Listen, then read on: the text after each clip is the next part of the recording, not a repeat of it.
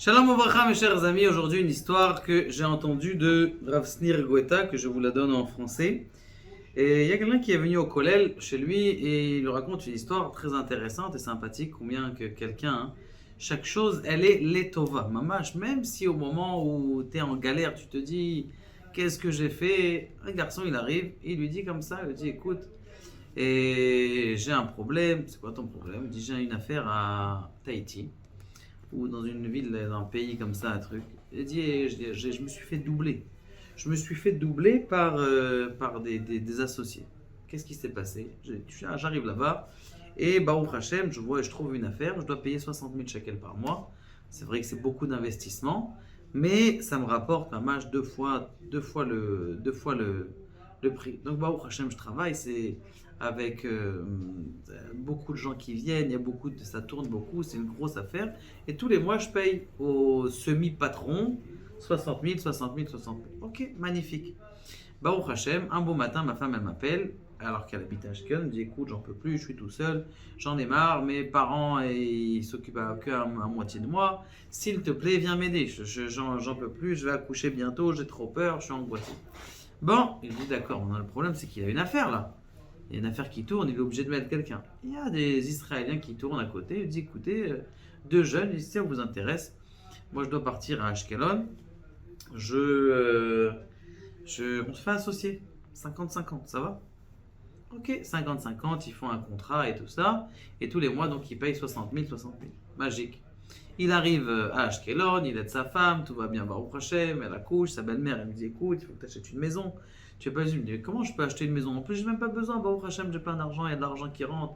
Pas de problème. Non, non, je veux t'acheter une maison, tu t'inscris à Mechir la Mishtaken, c'est des maisons semi-payées par l'État. Je dis d'accord, magnifique, ce que tu fais, c'est que tu mets ton truc. Il a dit d'accord, il a mis des maisons à Hadera, des maisons à n'importe où, dans tous les coins d'Eretz Israël, jusqu'à ce que s'il passe au tirage au sort, il peut réussir au tirage au sort. Génial.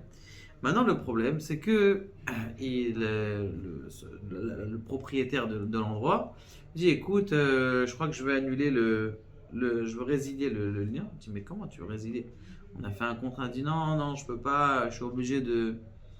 Mais si, non, oui, non. Bon, ok, j'écoute, laisse-moi réfléchir. Il appelle les associés, les deux autres associés avec qui il était. Il dit écoute, 60, on gagne le double, on a trois fois le prix. C'est-à-dire que les Israéliens qui étaient là-bas, ils ont fait double, trois fois et quatre fois en match, ils ont explosé l'affaire extraordinaire. Bon, le type il a dit je veux annuler le contrat, il arrive, il s'assoit avec lui, il dit je veux annuler le contrat, c'est pas possible. Mais pourquoi? Je comprends pas que non, non, je veux annuler le contrat, il n'y a pas de raison.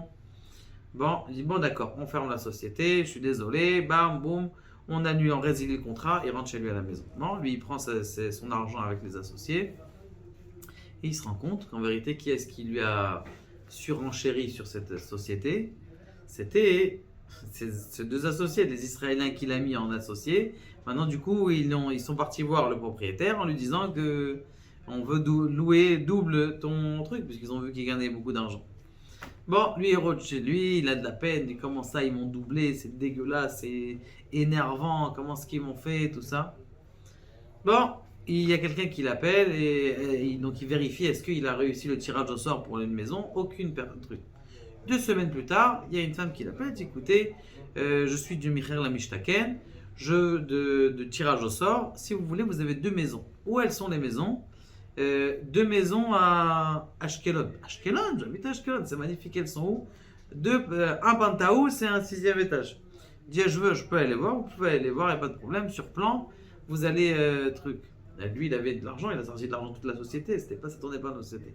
Donc il avait de l'argent, il a mis de l'argent en penthouse magnifique devant la mer, Agamim pour ceux qui connaissent, et Baruch Hashem, il a pu acheter sa maison, elle va être construite, Bezrat Hashem. Maintenant, le temps arrive, la Corona arrive. Comme vous savez, de quoi elle était la société là-bas, c'était que du tourisme. Et donc, qu'est-ce qui s'est passé? Les autres, ils ont payé 60 000, ou je ne sais pas, même plus, 100 000 tous les mois, 100 000 tous les mois. Qu'est-ce qu'il aurait fait? Tout l'argent qu'il aurait gagné, il aurait laissé à l'intérieur de la société. Ça veut dire à Kadosh Baruch Hu, toi tu t'es dit, ah Kadosh Baruch Hu, tu m'as fait une galère, on m'a doublé, on m'a pris. On t'a pas doublé mon ami, on t'a sauvé, on t'a donné une maison, on t'a donné la bracha quand t'as eu un enfant. Combien est-ce que Kadosh Baruch Hu, des fois en gros, des choses qui sont mal, tu t'es fait doubler, on t'a arrêté ta société, toute ta vie c'était là-bas, en fin de compte, Baruch Hashem, t'as tu shalom bayit, t'as un enfant, t'as une maison, à Kadosh Baruch Hu, sider lecha et takol, juste parce que tu te rapproches de lui. Baruch Adonai, la olam, amen.